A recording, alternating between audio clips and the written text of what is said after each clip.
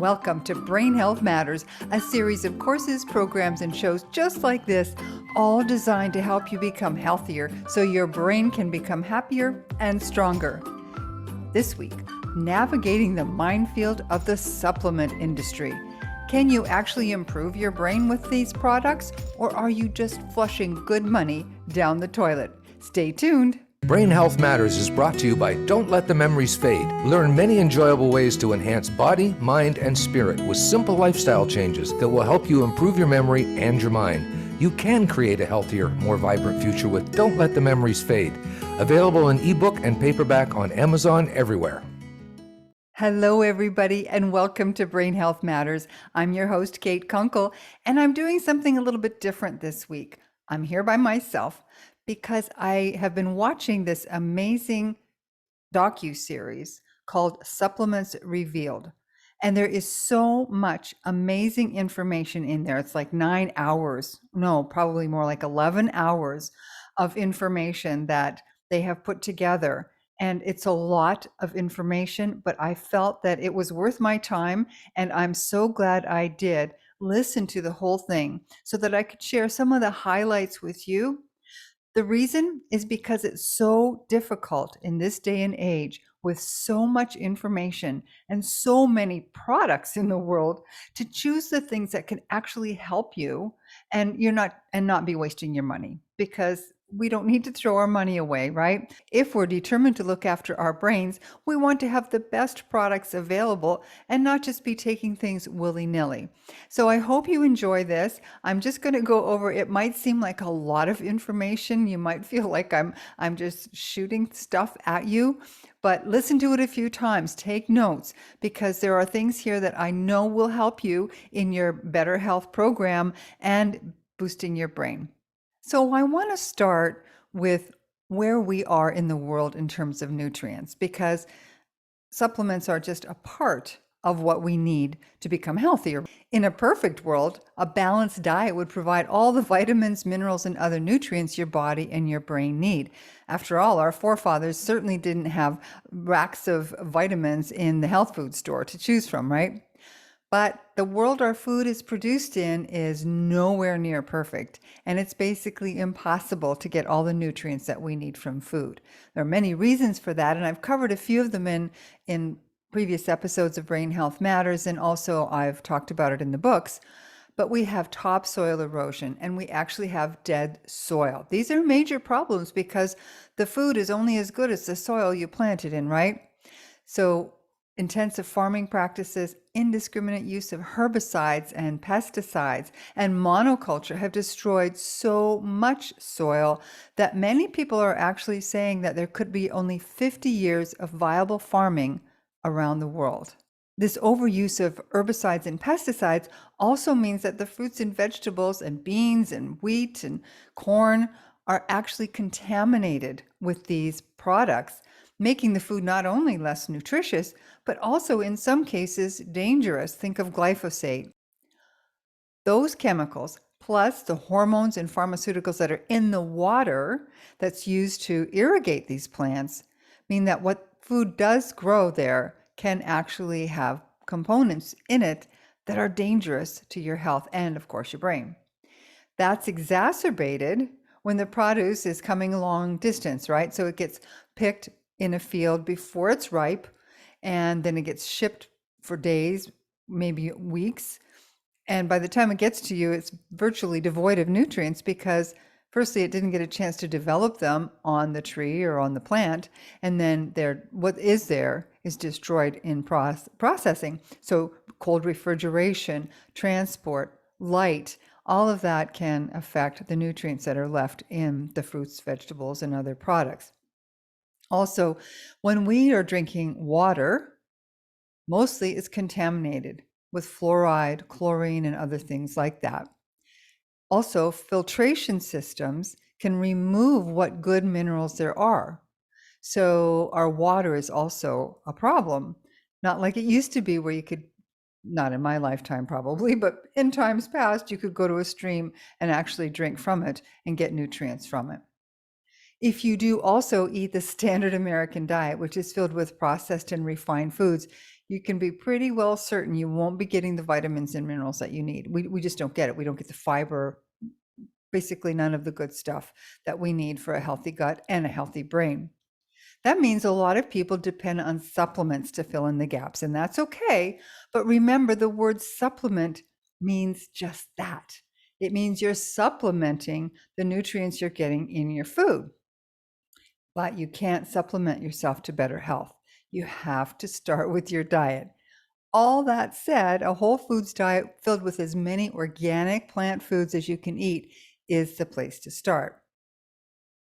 But even if we're doing all the right things, most of us are still deficient in one or more, usually several nutrients. And that's especially concerning when it comes to our brain health, because while our brains are only about 2% of our body weight, or about 3 pounds, they consume up to 20% of our body's energy, about 20% of our calories each day.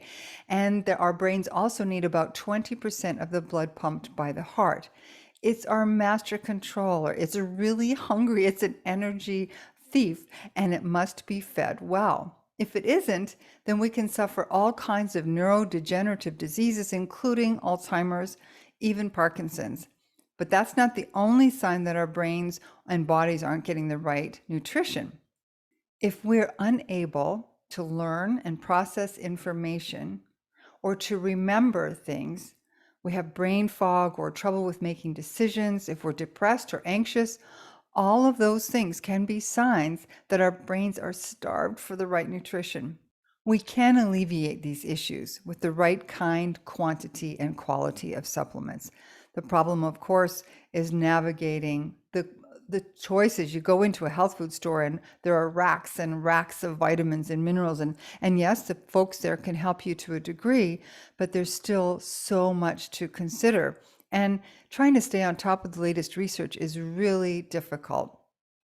So, and that's the other thing. While we have access to all this research online, there are research portals and summits and shows like this one, we can also have so much information we don't know where to start. So let's sift through some of the biggest issues so that you don't waste your money and your time taking things that might not actually help you.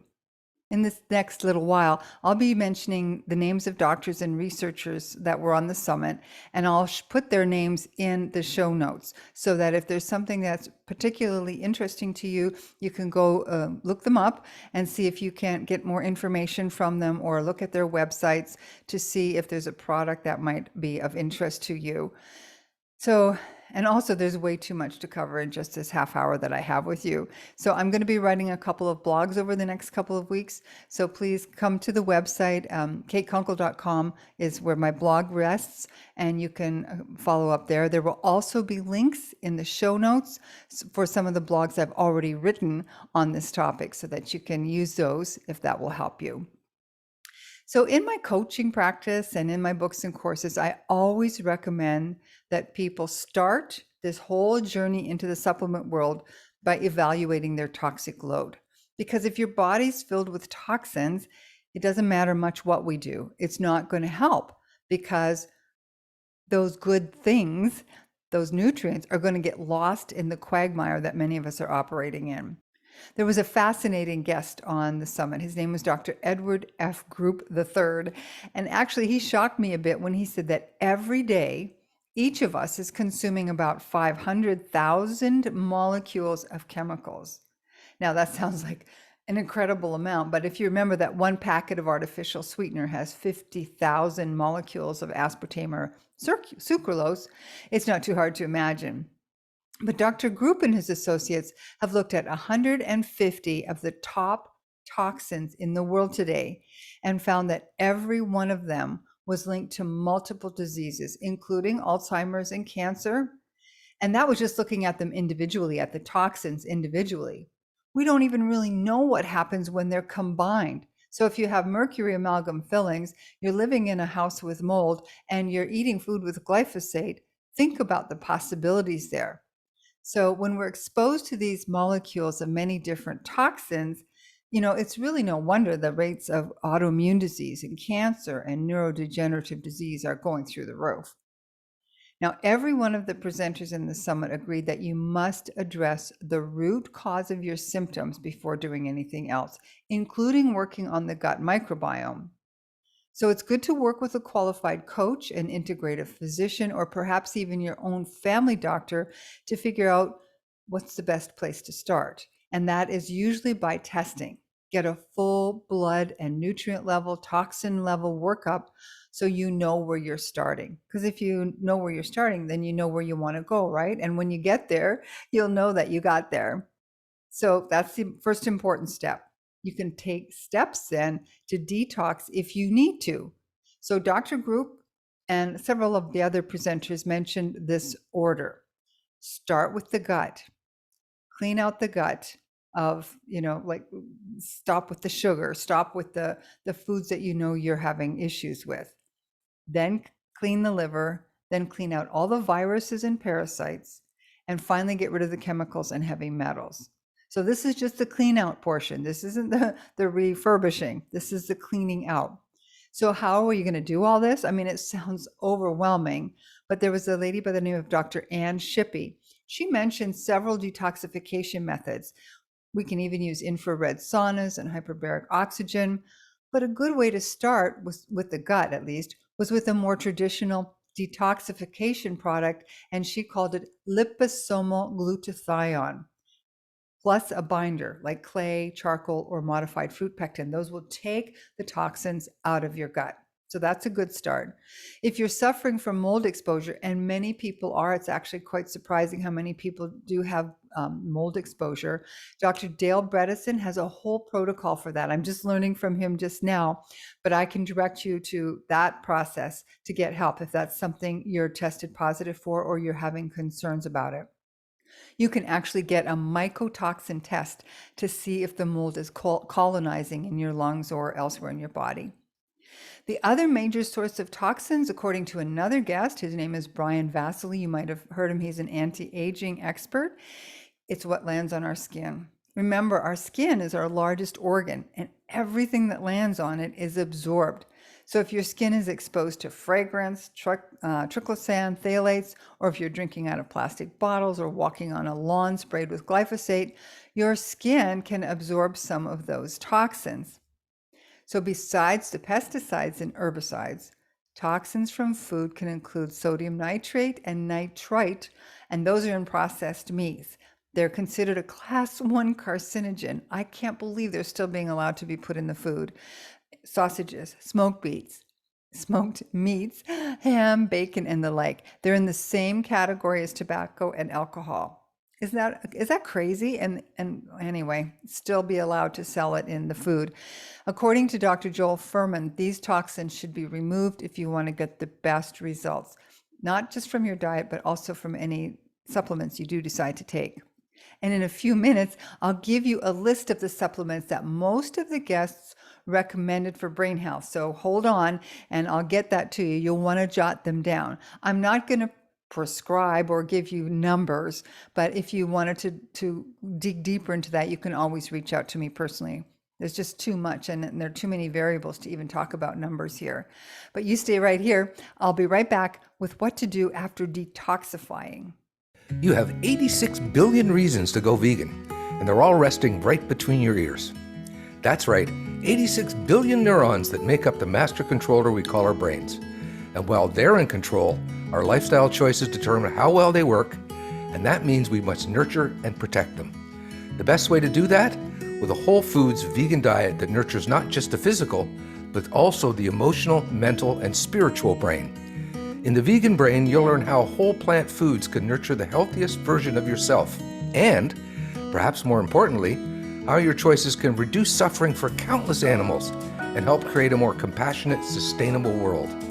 The Vegan Brain Second Edition also includes nutritious recipes and meal plans so that your journey towards a kinder, healthier future will be easy and delicious. Pre-order your copy now for delivery July 7th. Available in ebook format on Amazon.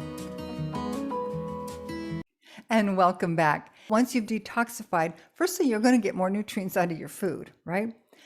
Then you also will get more from the supplements that you're going to take.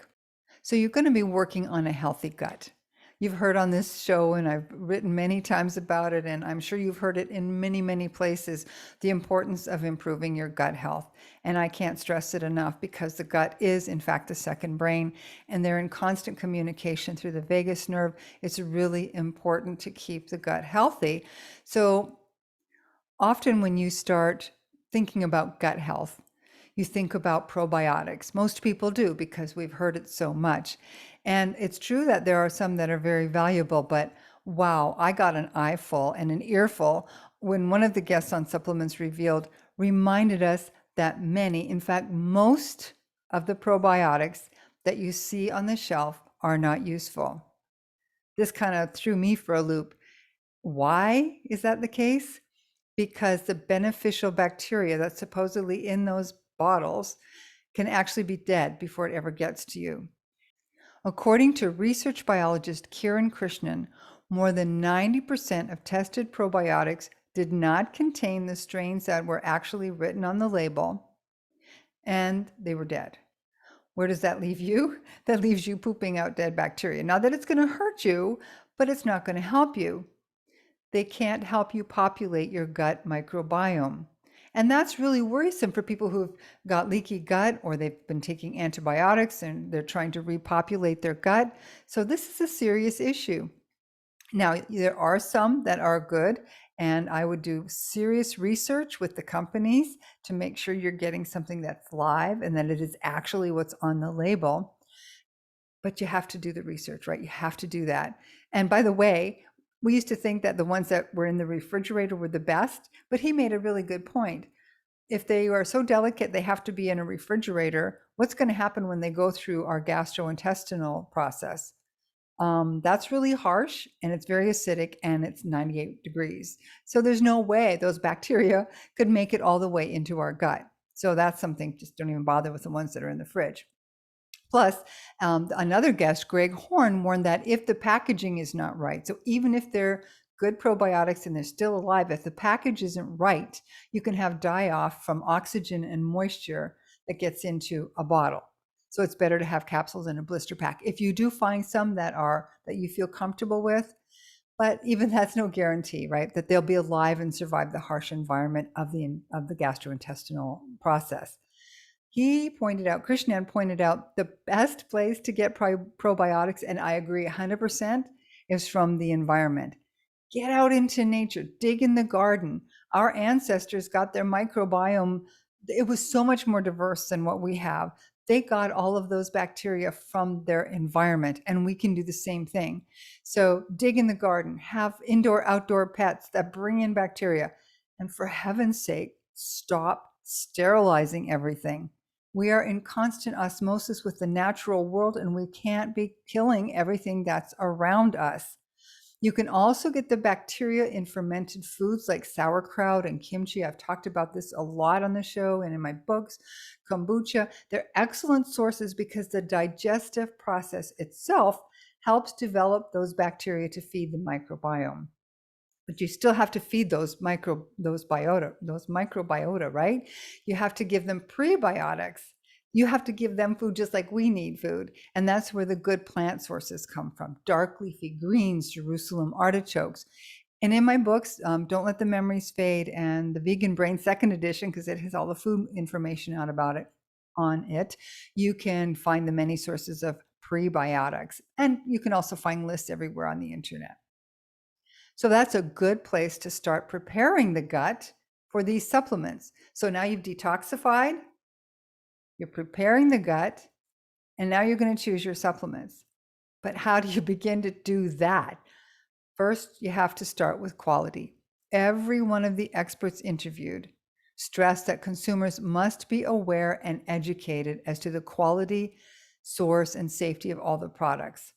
Contrary to what many allopathic practitioners claim, the natural products are highly regulated. So safety isn't so much of a concern. More of a concern is outrageous claims. And you've seen it on late night television or, on an internet ad that comes up. So there was a gentleman by the name of Loren D. Israelsen. He's with the United Natural Products Alliance, and I've got links to that down below. He recommended that the first thing you do is make sure if there are claims that there is third-party certification. It should be on the company's website. Learn where their factory is. It can be any geographic locale because they can make really good ones in China and they can make really good ones in the US. You just want to know their processes and procedures. You want to know who's running the company. Is it a biologist or chemist or a marketer? Who's behind this? What's the purpose? Why are they doing this? And some of the people that were on this seminar, this summit, they were so awesome, so dedicated because of their own personal experiences with poor health. So you want to know why people and who is running it. What's their refunds and returns policy? And do they belong to any trade associations? What's their standing with those? So that was from Mr. Israelsen. The other experts also warned, though, that if the claims for a product are only anecdotal and they seem too good to be true, they probably are. You need to see some research and you need to be able to go into the research and check it out. If the company has only one miracle product being sold on the internet and there's no way to contact the manufacturer, probably not good. So that's how you vet where the supplements are coming from. Now let's talk about, and get your pen and pencil or pen and paper out. Now we're going to talk about which supplements are researched the most for their benefits for brain health. So we've talked a lot about vitamin D3 over the last 3 years.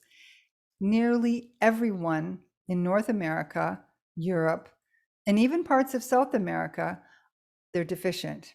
And a deficiency is the origin of almost all diseases. Another one of the guests on the summit, Dr. Stephen Gundry, he's a heart surgeon. He talked about its importance for the immune function and for the heart. It's just like we can't do without it. We can produce vitamin D. It's actually a hormone that we produce when we interact with the sun, but so many people don't get it. And they've also slathered sunscreen, which completely undoes any good effects of the sun on the skin. Anyway, vitamin D3, that's one thing that's important. And Dr. Gundry recommends that you have it in conjunction with vitamin K. I also recommend that because it helps protect your brain as you age. Vitamin K is actually not talked about very much. It plays a role in the production of compounds called sphingolipids, which are highly concentrated in the brain. And if there's a change in the metabolism of the sphingolipids, it's been linked to degenerative diseases like Alzheimer's. And it also seems that K2 may help provide some protection against oxidative stress and inflammation. And we know those are big issues and risk factors for dementia. Vitamin B12, hands down, almost everybody on the planet is deficient because the soil is dead. And basically all the B vitamins are good to supplement as well. And by the way, a deficiency in B12 can cause serious cognitive issues. And even once you get your B12 levels up, those issues can remain. So you want to make sure that you keep a good eye on the vitamin B12. I take injections. It's easy to get here in Ecuador. I do take injections for that. Another exceptionally important mineral is magnesium. It's essential for maintaining cardiovascular health, and of course that contributes to brain health, but it also functions as a building block for DNA and protein synthesis. That means your body needs it to grow and heal. So if you've got some damage or you've got some problems or you want to inspire neuroplasticity and neurogenesis, you want that magnesium in there to help. The problem is most people in the world are deficient in magnesium. Our bodies can't produce it, so we have to consume it and absorb it on a regular basis to stay healthy. Now, many studies have shown that consuming an optimal amount through both food and supplementation can actually improve mental performance. It's another reason you want to make sure you get enough. But if you're trying to buy a supplement, it's really confusing because there are several forms of magnesium, including glycinate, citrate, taurinate, malate, and L-threonate. So there are many more. And I've actually put a link to an article in the show notes to help. But for brain health purposes, for cognitive function and help with anxiety, magnesium L-threonate is the most bioavailable because it can pass through the blood-brain barrier. So that's one that you might want to consider when you're shopping. But it's really good to have all of them, right? Nothing works on its own. Everything works in synthesis. The same with the magnesium. And now I'm going to talk about taurine. Many people haven't even heard of this. It's an amino acid, and it plays an essential role in protecting our cells from damage. It can also act as a neurotransmitter, and it plays a role in brain development in the womb. When taurine levels drop, it can have a seriously negative effect on mitochondria, which are the powerhouses of the cell. That's where the energy comes from, right? So since our brains need so much energy, this is often overlooked, but it is a very important nutrient for brain health. Zinc, we've heard a lot about it over the last 3 years as well because it helps with the immune function, but it also plays an important role in the axons and the synaptic transmission in brain cells. So how the messages get from one cell to another. And most people are also deficient in zinc, and it's really easy and very inexpensive to supplement. Polyphenols, which are plant compounds, they increase the flexibility of blood vessels. And we know from SPECT scans that when blood is not circulating properly in the brain, we get pockets of starved brain cells is basically what it is. There's not enough oxygen, there's not enough blood flow. So we want the blood vessels to be flexible, and polyphenols help make that happen. The other one that we've heard a lot about over the last 3 years is omega-3, specifically DHA. You can get algae-based, which is wonderful because you don't want to have too much fish oil because, fish is full of toxins like mercury and microplastics. If you're deriving the oil from it, those microplastics and the toxins from the mercury and everything else that's in the ocean. I live by the ocean. I know what goes in the fish. I won't have anything to do with fish oils. So you want to get your DHA from plant sources, algae. And there is a company, I will put a link below, that has a plant sourced from algae omega-3 supplement, and I highly recommend it. So those, my friends, are the basic nutrients for brain health. I know it seems like a lot of information, and I probably talked really fast, but you can replay as much as you want. But remember, nothing works in isolation, right? We're holistic beings. Everything works together. So our food, the supplements, and not just one supplement. You need all of the nutrients. So even though you may only need to supplement some, you still need to get the other nutrients from your food. So all of them work together. They work best when we feed our bodies a whole foods, plant-based diet with plenty of fiber and nutrients. Dead foods are not nutritious foods. And remember, our food, the supplements, the nutrients, they don't work in isolation with the other part of our beings, right? We're, as Dr. Amen, I love how he puts this, we have 4 pillars of brain health. The biological, that's our food and our nutrients and our supplements and our exercise. The social, we need interaction with other people. We need to have a sense of purpose, which is our spiritual pillars, and our mental health, the psychological pillars of health. All of those things work together for us to have healthy bodies and brains. When we're talking about supplements, we're literally taking just a small fraction of the things that we need to have healthier, happier brains. If you'd like to dive deeper into this, contact me here at brainhealthmatters.today. The website link is below. You can contact me through the website. And if you want to learn more about nutrients, be sure to check out the books, Don't Let the Memories Fade, and the second edition of The Vegan Brain. It comes out on the 7th, but you can order it now on Amazon. Remember, check out the show notes. There's lots of information there. I've linked blogs and links to people and websites that can help you. Thanks so much for joining me for this little bit unusual version of Brain Health Matters. I'll see you next week. Thank you so much for joining us for this episode of Brain Health Matters. Be sure to subscribe with your favorite podcast service so that you can get all the latest episodes when they're released.